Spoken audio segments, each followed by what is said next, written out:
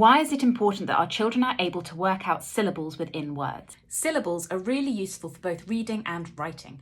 If your child is trying to write down a really long word, being able to break it into chunks through syllables will make it easier for them to write down. For example, if they're trying to write the word helicopter, remembering all of those sounds and writing down all of those sounds is going to be tricky. However, if they can work out that in fact that word is helicopter, 4 syllables, then all they have to do is write down the first syllable, hel, cop, ter. All of those are maximum 3 sounds, which makes it much, much easier for them to work out and write correctly. How can we teach our kids to count syllables?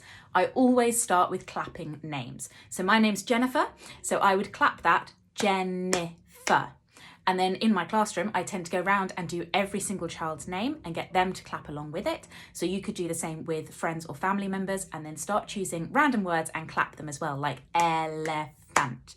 The more your child gets used to working out the syllables, the more automatic it will be for them and the easier it will be for them to do for both reading and for writing.